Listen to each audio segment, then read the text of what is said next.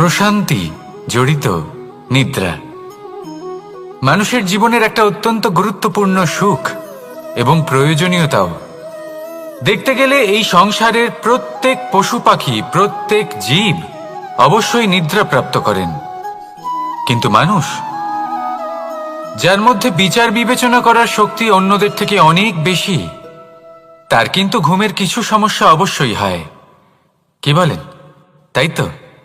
এবার এর কারণ কি? চিন্তা। এবার চিন্তা আমাদের সবার জীবনে আছে। আমরা সকলে জানি যে চিন্তা কখনো আমাদের সাহায্য করে না, তাও আমাদের জীবনে আছে। কেন? চিন্তার মাধ্যমে কি কখনো কোনো সমস্যার সমাধান হয়েছে? অর্থের চিন্তা করলে কি অর্থ লাভ হয়? ভবিষ্যতের চিন্তা করলে কি ভবিষ্যৎ ঠিক হয়ে যায়? স্বাস্থ্যের চিন্তা করলে কি স্বাস্থ্য নিজে থেকেই ঠিক হয়? হয় না। তাহলে এই সব কিছু থেকে আমাদের একটা ছোট্ট শিক্ষা অবশ্যই লাভ করা উচিত। আপনিও আপনার কাঁধ থেকে চিন্তার এই বোঝা নামিয়ে ফেলুন। আর এই সব ইচ্ছে একত্রিত হয়ে আমাদের মনে চিন্তা উৎপন্ন করে। তাই এই চিন্তাগুলিকে ত্যাগ করুন। প্রকৃতির প্রেমের উপর বিশ্বাস রাখুন। মনে রাখবেন, যিনি চিন্তা মুক্ত হবেন তিনি চিতা মুক্ত হবেন। সুখের নিদ্রা প্রাপ্ত করুন, আর নিদ্রায় যাবার আগে আমার সাথে ভালোবেসে বলুন, রাধা রাধা।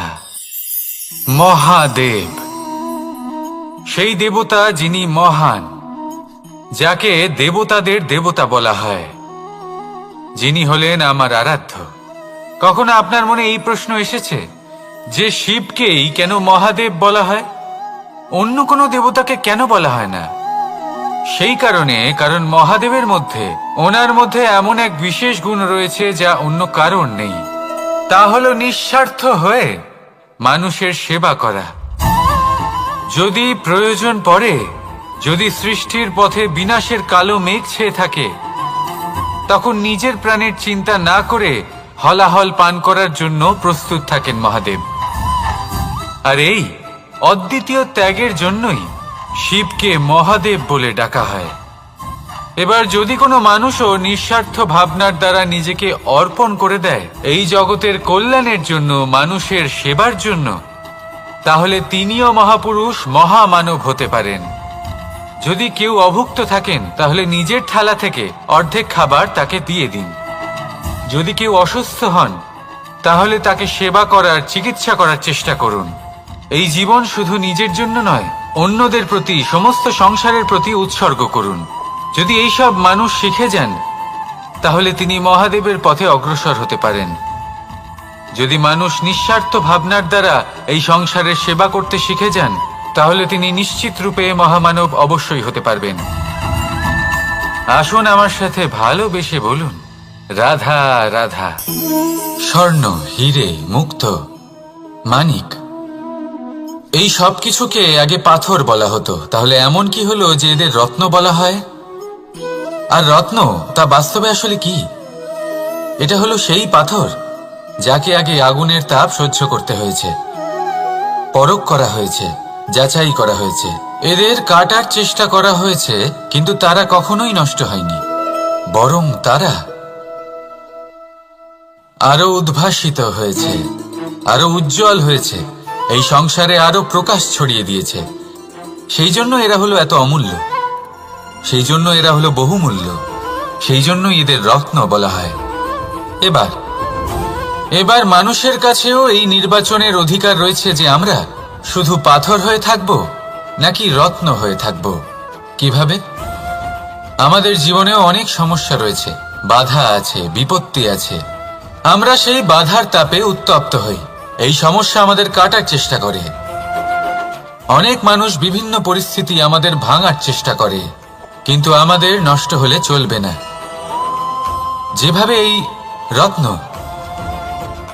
সমস্যার সম্মুখীন হয়ে পাথর থেকে রত্ন হয়েছে, সেইভাবেই আমাদেরও আমাদের সমস্যার সম্মুখীন হয়ে রত্ন হয়ে উঠতে হবে, এই সংসারে প্রকাশের স্রোত হয়ে উঠতে হবে।